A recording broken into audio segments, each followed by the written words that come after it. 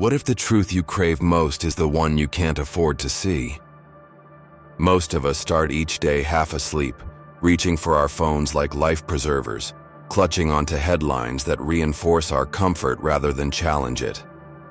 We scroll through filtered realities, laugh at the same jokes we've heard 1,000 times, and immerse ourselves in distractions designed to keep our minds off the one thing that really matters: clarity.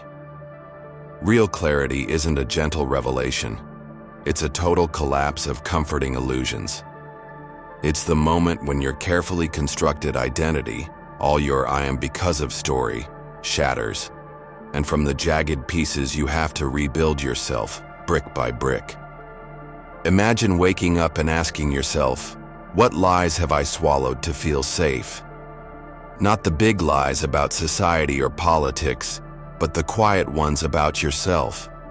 I'm a good person because I try hard. I deserve this comfort. My opinion is right because everyone agrees. Those lies hide something darker: our fear of being wrong, of being punished, of losing approval. Clarity demands you face that fear. It demands you admit that most of your beliefs, even your sense of self-worth, were handed to you by parents, by culture, by algorithms that reward conformity. Once you see this, you can't go back. In my own life, the first blow to my illusions came when I confessed a deeply held conviction, one I'd worn like armor, to a friend who simply asked, "Why do you believe that?" I froze. I realized I had no answer beyond, "Because it feels right." That moment felt like falling into an abyss. Vertigo, panic, self-doubt. But when I hit bottom, I also tasted something I'd never known: raw possibility. If that belief could vanish in a heartbeat, then every belief could. Every part of my identity could be unmade and remade on my own terms. That's where clarity lives, in the ruins of everything you thought you were. Seeing clearly means learning to question your own emotions. When anger flares, ask what it's covering: shame, fear, greed. When pride swells, ask whose voice you're trying to honor with your swagger. Every emotion carries a hidden agenda. Listen carefully, and you'll hear the ancient survival programming still whispering in your ear. Protect yourself at all costs. Obey the tribe, conform, or perish. Ruthless clarity tears out that programming. It doesn't call you heartless, it calls you awake. On the social level, clarity is revolutionary. You'll watch families gather around unspoken rules, secrets binding them tighter than blood.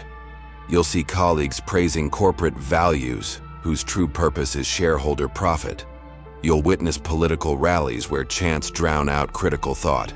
These rituals all share one feature: they demand your enactment of illusions. Clarity says, stop acting. It says, look behind the curtain. And when you do, you discover the machinery: fear, greed, manipulation, loyalty forged in ignorance. But awareness alone is not enough. Clarity must be matched by courage. The courage to speak truths that sting. The courage to walk away from relationships that demand your silence. The courage to stand by an unpopular insight because you know it's real. That kind of courage has a price: isolation, conflict, loss of comfort. Yet those who choose it often find something more precious than belonging: authenticity. In a world full of masks, authenticity is a rare currency, and it buys you the freedom to create your own path. One of the most powerful practices I've discovered is what I call the mirror moment.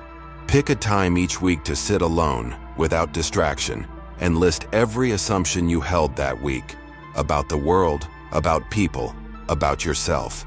Write them down. Then take each assumption and ask, why do I hold this? What evidence do I have? Who benefits if it's true? This brutal exercise will feel like ripping off your own skin. You'll find assumptions you cannot justify, beliefs you can't defend. But every skin you shed brings you closer to your own unmediated vision of reality. Clarity also transforms how you engage with information. News articles become puzzles to decode.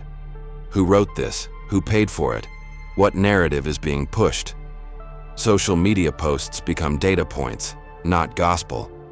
You learn to spot emotional triggers embedded in language, words like crisis, hero, enemy, designed to bypass your reason and hijack your feelings.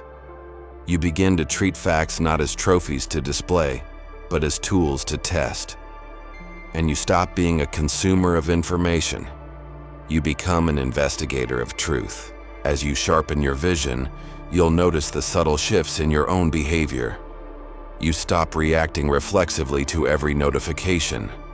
You stop seeking agreement at the expense of honesty. You stop measuring success by likes, promotions, or applause because you no longer need those crutches. Instead, you measure by alignment. Does this action align with what I know to be true? Does this choice reflect the reality I see or the illusion I used to cling to? That alignment becomes your compass, guiding you through the fog of complexity. And the world, unexpectedly, responds. You'll feel fear in the eyes of those who profit from your ignorance.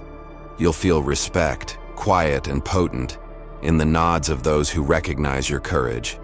You'll build connections not on shared fantasies, but on shared clarity. People who don't just tolerate your questions, but honor them. Those relationships become the true community of clarity. Small, fierce, unafraid of darkness, because they've looked into it together. But clarity is not a final destination. It's a discipline, a wakeful state you must practice daily. The moment you rest on your laurels, the illusions creep back. Comfort lulls you into sleep. So you must keep asking, keep challenging, keep exposing. You must greet each morning with fresh skepticism and each evening with honest self-review. If this journey calls to you, know that you're not alone.